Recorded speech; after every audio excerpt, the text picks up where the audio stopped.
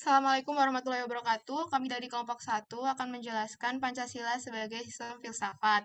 Pertama, saya Michelle Sabila Indrijo Putri, NRP 50252011114. Definisi filsafat. Menurut bahasa Arab yaitu falsafah, dan menurut bahasa Yunani yaitu philein, cinta, dan sophia, hikmah atau kebijaksanaan. Lalu, ada menurut Titus Smith and Nolan. Informal yaitu filsafat adalah sekumpulan sikap dan kepercayaan terhadap kehidupan dan alam yang biasanya diterima secara kritis. Formal adalah filsafat yaitu suatu proses kritik atau pemikiran terhadap kepercayaan dan sikap yang sangat dijunjung tinggi. Komprehensif filsafat adalah usaha untuk mendapat gambaran keseluruhan. Sedangkan analisis linguistik adalah filsafat analisa logis dari bahasa serta penjelasan tentang arti kata dan konsep. Aktual fundamental. Filsafat adalah sekumpulan problematik yang langsung mendapat perhatian manusia dan dicarikan jawabannya oleh ahli filsafat.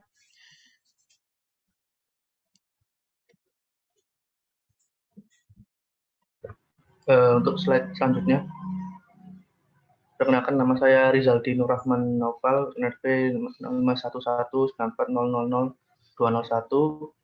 Jadi dari perumusan para pendiri bangsa kita, atau yang bisa disebut sebagai founding fathers kita, ya didapatkan bahwa apa-apa saja yang di dalam Pancasila itu sifatnya koheren, yaitu berhubungan satu sama lain dan saling melengkapi. Terus yang kedua, sifatnya menyeluruh, mencakup segala kehidupan manusia. Yang ketiga, sifatnya adalah mendasar. Jadi nilai dalam Pancasila itu direnungkan secara mendalam, sehingga apa-apa saja yang di dalam Pancasila itu termasuk hal-hal yang sangat fundamental. Terus yang keempat, yakni spekulatif. Pemikiran awal dari Pancasila ini itu adalah praanggapan berdasarkan penalaran logis daripada founding fathers kita. Slide selanjutnya.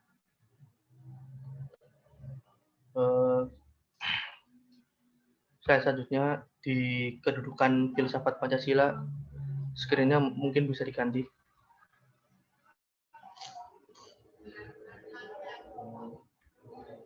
Filsafat Pancasila sebagai genetivus objektivus. Nah, di sini nilai Pancasila itu dijadikan sebagai semacam, kalau dalam kajian ilmiah mungkin objek material, ya. Jadi dia yang dipelajari, dia yang dikritisi melalui pendekatan filsafat lain. Misalkan pendekatan filsafat lain itu ya misalkan liberalisme, sosialisme dan sebagainya. Jadi ada nanti kemungkinannya ya Pancasila dalam kacamata liberalisme atau dan sebagainya. Terus yang kedua, filsafat Pancasila sebagai genetivus subjektivus, yakni Pancasila dijadikan sebagai subjek untuk mengkritisi berbagai aliran filsafat lain. Nah, nanti Pancasila di sini akan dibedah dari dasar-dasar filosofisnya, yakni terkait ontologis, epistemologis, dan aksiologisnya. Nah, mengenai ketiga dasar filosofis itu, kemudian next slide. Nah, di sini Pancasila juga dibedah dari tiga dasar filosofis, itu yang pertama landasan ontologis, maksudnya adalah yakni hakikat dari sila Pancasila atau intisari dari Pancasila sebagai dasar filosofis negara. Kemudian epistemologis itu bagaimana Pancasila itu didapatkan atau bagaimana nilai-nilai Pancasila itu bisa ditemukan. Nah, itu digali dari pengalaman empiris bangsa Indonesia. Terus yang ketiga adalah landasan aksiologis, yakni berkaitan dengan nilai atau kualitas yang terkandung di dalam sila-sila Pancasila, yakni berkaitan dengan misalkan manfaatnya dan sebagainya. Kemudian bisa dilanjutkan oleh kawan saya.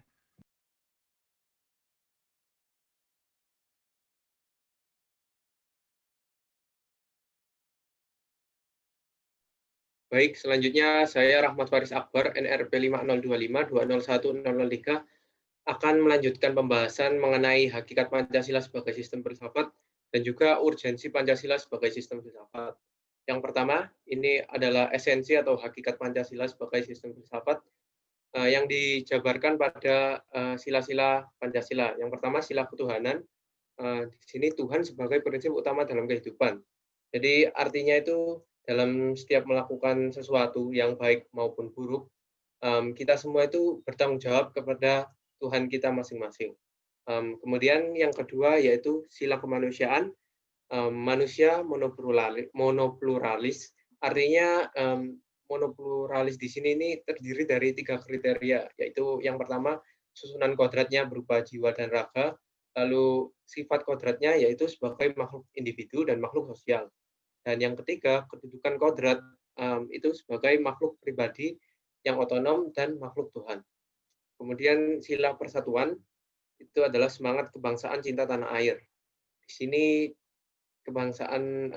semangat kebangsaan cinta tanah air ini diwujudkan dalam 3 jenis, yaitu tanah air real, tanah air formal, dan tanah air mental. Yang pertama, tanah air real itu artinya seseorang mencintai tanah airnya di mana dia dibesarkan. Yang kedua yaitu tanah air formal, artinya seseorang itu mencintai suatu negara di mana dia berada dan tercatat sebagai warga negara di situ, di negara tersebut yang memiliki undang-undang dan landasan hukum. Kemudian tanah air mental itu berarti seseorang mencintai suatu negara, negaranya tidak berlandaskan pada teritori. Jadi ketika warga negara Indonesia berada di Australia untuk melakukan studi, dia tetap cinta pada Indonesia secara mental dan jiwa raganya. Kemudian sila kerakyatan, yaitu prinsip musyawarah, di mana kita harus mengambil keputusan itu harus didasarkan pada semangat musyawarah mufakat. Jadi kita tidak boleh membenarkan begitu saja pendapat dari mayoritas. Kita juga harus mempertimbangkan pendapat dari minoritas. Yang kemudian sila keadilan terwujud dalam aspek distributif, legal, dan komutatif. Jadi keadilan ini dibagi menjadi 3. Keadilan distributif itu artinya keadilan bersifat membagi dari negara kepada warga negara. Seperti contohnya adalah pasokan listrik yang diberikan oleh negara Indonesia kepada seluruh rakyatnya. Yang kemudian keadilan legal itu artinya itu adalah kewajiban warga negara terhadap negara. Jadi misalnya kita sebagai warga negara harus membayar pajak. Kemudian keadilan komutatif adalah keadilan antara sesama warga negara. Jadi misalnya kita sebagai warga negara itu di mata hukum kedudukannya adalah sama. Kemudian untuk bisa dilanjutkan slide selanjutnya. Urgensi Pancasila sebagai sistem filsafat ini ada beberapa. Yang pertama yaitu memulihkan harga diri bangsa Indonesia sebagai bangsa yang merdeka. Jadi setiap bangsa yang baru merdeka sebelumnya kan dijajah. Untuk memulihkan harga diri bangsa tersebut diperlukan suatu sistem filsafat di mana Indonesia ini memiliki sistem filsafat Pancasila untuk memajukan bangsa baik secara material maupun spiritual. Yang kemudian nomor 2, membangun pemikiran bersumber dari budaya Indonesia sehingga tak terpengaruh ideologi luar. Jadi banyaknya ideologi luar yang dapat masuk ke Indonesia seperti ideologi liberalisme atau komunisme itu perlu dihadang, dihambat pergerakannya dengan menggunakan filsafat Pancasila ini, sehingga ideologi-ideologi luar tidak dapat masuk dan berkembang di Indonesia. Yang ketiga adalah menjadi dasar pijakan menghadapi globalisasi. Jadi tak dapat dipungkiri ya, arus globalisasi yang sangat pesat-pesatnya, deras akhir-akhir ini memberikan efek positif maupun negatif. Jadi efek positifnya berupa modernisasi, kecanggihan alat-alat yang memudahkan manusia, namun ada juga efek negatifnya, yaitu misalnya sifat individualisme atau konsumtif. Sifat-sifat tersebut itu dapat melunturkan semangat kebangsaan dan menggerus budaya-budaya Indonesia sendiri. Oleh karena itu, Pancasila sebagai sistem filsafat dibutuhkan untuk menetralisir dampak negatif dari globalisasi. Dan yang terakhir menjadi way of life dan way of thinking untuk menyeimbangkan tindakan dan pemikiran. Jadi Pancasila sebagai sistem filsafat itu dapat menjaga keseimbangan dan konsistensi antara tindakan dan pemikiran tiap warganya. Jadi karena apabila keseimbangan itu antara pemikiran dan tindakan itu tidak seimbang, maka akan terjadi kehancuran baik secara fisik seperti kerusakan yang disebabkan oleh kericuhan saat demo atau lain-lain, dan juga kerusakan mental seperti korupsi contohnya. Selanjutnya studi kasus akan disampaikan oleh teman saya. Terima kasih. Baik, di sini saya akan melanjutkan mengenai studi kasus dan yang membahas tentang filsafat Pancasila. Dan kami di sini akan mengangkat kasus tentang lobster yang belakangan ini terjadi dan yang terjerat dan yang menjerat Menteri Kelautan kita. Sedikit saya akan membahas tentang kasus lobster ini. Menurut Kompas.com, Menteri Kelautan dan Perikanan Edi Prabowo diduga menerima suap sebesar 3,4 miliar dan $100.000 AS terkait izin ekspor benih lobster. Wakil Ketua KPK Nawawi Pomolango mengatakan uang 3,4 miliar diterima Edi dari pemegang PT Aero Citra Cargo, Amri, dan Ahmad Bakhtiar melalui Ainul Fakih, staf istri Edi.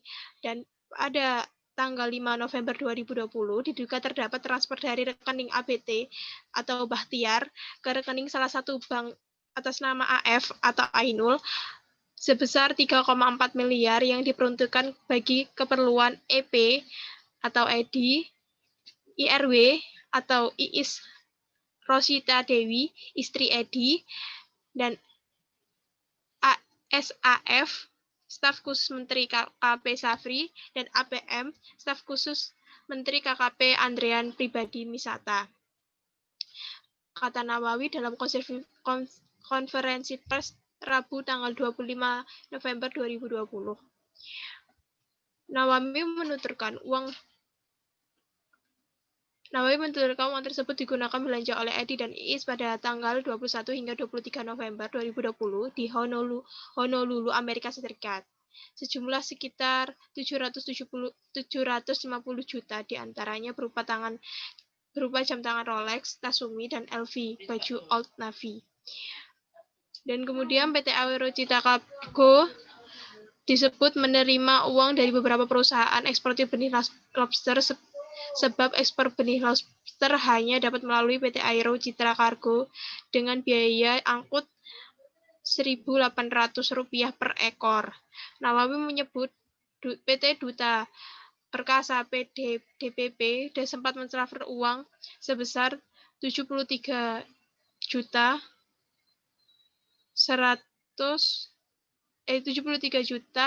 573.564 rupiah ke rekening PT Aero Citra Cargo untuk dapat melakukan ekspor benih lobster. Di samping itu pada tanggal pada Mei 2020, Edi juga diduga menerima uang sebesar $100.000 AS dari Direktur PT DPP Suharjito melalui Safri dan seorang pihak swasta bernama Amirul Mukminin. KPK pun menetapkan 7 orang tersangka dalam kasus ini, yaitu Edi, Safri, Siswadi, Ainul, Suharjito, Andreau, dan Amiril. Dan di sini sudah jelas bahwa hal ini merupakan tindak korupsi, sebagaimana yang sudah dijelaskan pada pada Undang-Undang Nomor 31 Tahun 1999 yang isinya yaitu perbuatan memperkaya diri sendiri atau orang lain dengan melawan hukum yang dapat merugikan keuangan negara, perekonomian negara, ataupun perbuatan menyalahgunakan kewenang, kesempatan, atau sarana yang ada padanya karena jabatan atau kedudukan dengan tujuan menguntungkan diri sendiri atau orang lain dapat merugikan keuangan negara atau perekonomian negara. Yang hal tersebut melakukan suatu tindakan suap.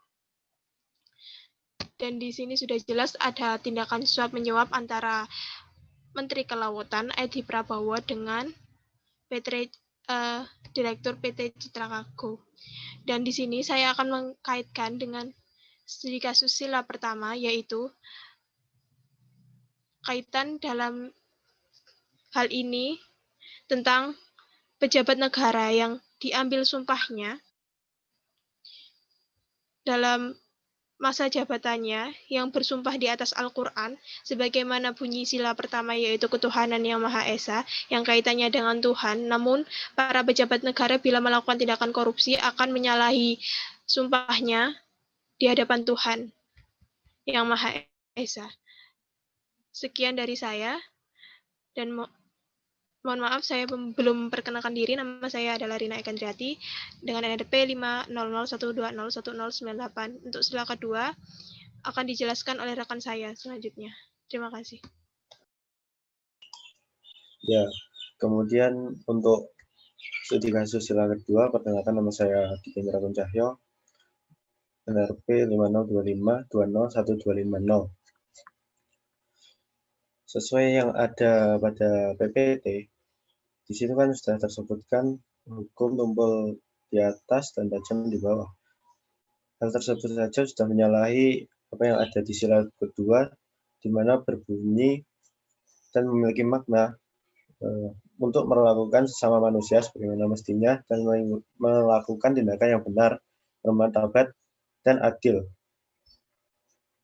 Hal ini juga sama dengan yang ada pada korupsi, di mana mereka melakukan tindakan yang memperlakukan kekuasaan dan kedudukan sebagai tempat untuk mendapatkan hal yang diinginkan demi kebahagiaan diri sendiri dan juga membuat orang lain menjadi rugi.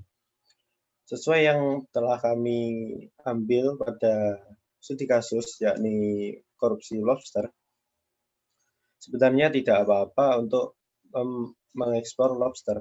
Tetapi yang perlu ditekankan, yakni para koruptor tersebut membeli lobster dari para petani dengan harga yang rendah, kemudian diekspor dengan harga yang jauh sangat berbeda, yakni lebih tinggi, sehingga hal tersebut dapat untuk membuat petani lobster rugi ataupun bangkrut sehingga tidak punya penghasilan.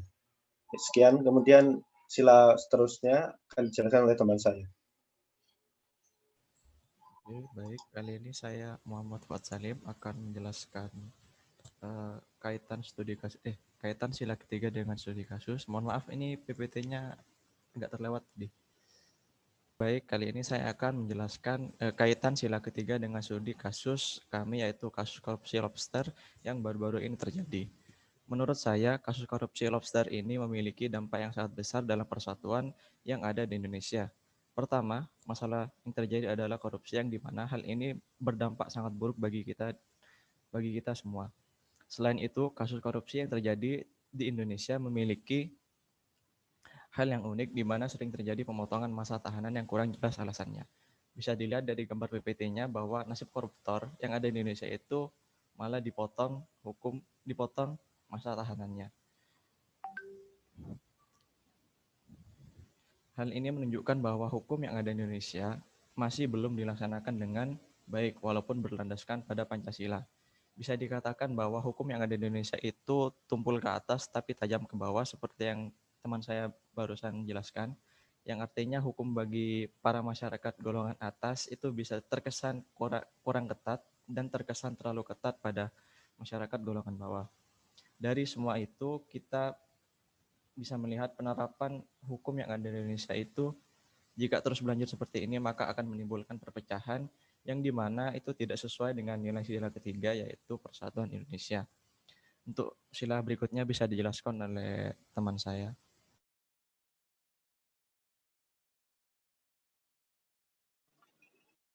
Oke, baik. Saya Ahmad Habis Merdeka dengan NRP 50252011196. Kali ini saya akan menjelaskan kaitannya dengan sila keempat. Menurut kami, Sila keempat Pancasila itu mengandung nilai kedaulatan berada di tangan rakyat. Sedangkan tindakan korupsi yang dilakukan Edi Prabowo tidak hanya merugikan negara, namun juga merugikan rakyat Indonesia. Selain itu, tindakan korupsi adalah tindakan yang hanya mementingkan diri sendiri. Mereka hanya memikirkan keuntungan dirinya sendiri tanpa memedulikan kerugian yang dialami, yang dirasakan oleh orang lain. Sedangkan sila keempat memiliki nilai mendahulukan kepentingan bersama daripada kepentingan sendiri atau pribadi. Sehingga tindakan korupsi yang dilakukan oleh Edi Prabowo melanggar sila keempat. Oke, baik, untuk sila selanjutnya dapat dijelaskan oleh teman saya. Assalamualaikum warahmatullahi wabarakatuh. Perkenalkan, nama saya Fauza Fakhrizal Lasmi, NRP 500-120-1044 dari Departemen Fisika. Jadi hari ini saya akan membahas tentang hubungan studi kasus korupsi yang dilakukan oleh Menteri KKP dengan filsafat Pancasila sila kelima, yaitu keadilan sosial bagi seluruh rakyat Indonesia. Di mana arti ini merupakan Indonesia harus bersikap adil terhadap sesama, untuk menghormati hak-hak orang lain, menolong sesama, menghargai orang lain, dan melakukan pekerjaan yang berguna bagi kepentingan umum serta bersama. Konsep Pancasila ini dirancang untuk menciptakan solidaritas masyarakat Indonesia, namun jika kita hanya mementingkan diri kita sendiri, tidak mau mementingkan atau memperhatikan orang lain, tidak mau membantu sesama yang membutuhkan, tidak bersikap adil dan menyelesaikan masalah, akhirnya akan tercipta sikap serakah yang membuat manusia itu sendiri akan terlena dengan kesenangan dunia. Hal ini yang menyebabkan mengapa korupsi masih ada sampai saat ini. Terlebih banyak terjadi di elit-elit politik pemerintahan Indonesia. Orang-orang yang melakukan korupsi ini sudah tidak lagi memiliki hati nurani dan rasa solidaritas antar bangsa Indonesia. Hal ini semua tertutup akan nafsu dunia yang hanya sementara. Sedangkan negara Indonesia dibangun di atas pijakan kebudiluhuran, kebinekaan Nusantara oleh para pendiri bangsa Indonesia ini menjadi seperti dilupakan. Korupsi pun menjadi penyakit yang sulit disembuhkan karena dilakukan terus-menerus dan secara sistematik. Pancasila yang memuat nilai-nilai moral dan etis akan menjadi pesanan kosong yang tak bermakna dan cenderung dilupakan. Karena itu, kini waktunya menjadikan Pancasila sebagai rumah bagi mentalis semua komponen masyarakat. Pancasila harus kembali dijadikan sebagai kompas atau rambu-rambu untuk bertindak dan berperilaku agar tak melenceng dari nilai-nilai yang telah dijadikan sebagai kontrak sosial bersama sejak Indonesia merdeka. Pada asas lain, Pancasila harus kembali dijadikan acuan hukum, bahkan sumber dari segala sumber hukum di Indonesia. Karena dengan cara itu Indonesia benar-benar akan menjadi negara hukum. Tidak lagi menjadikan nafsu atau ketamakan harta di balik kepentingan setiap perundang-undangan atau konstitusi.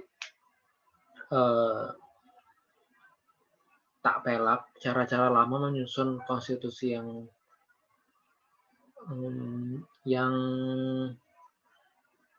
yang kerap ditenggarai hanya untuk mencari celah pembenaran atas kehendak kelompok tertentu atau golongan atau pribadi tertentu tetap sama saja marak. Tak sedikit perundang-undangan dibuat dengan mencederai prinsip sila keempat Pancasila yang lebih mengedepankan musyawarah mufakat. Fakta bahwa banyak di antara elit politik atau pejabat negeri ini ramai-ramai korupsi dan tak dapat disangkal tidak sesuai dengan acuan nilai-nilai luhur universal Pancasila. Perilaku demikian jelas merupakan pelanggaran terhadap Pancasila, sila-sila ke-5. Sekian dari saya, kurang lebihnya mohon maaf. Wassalamualaikum warahmatullahi wabarakatuh. Sekian dari kelompok 1. Sekian materi yang telah kami sampaikan. Bila ada salah kata mohon dimaafkan. Wassalamualaikum warahmatullahi wabarakatuh.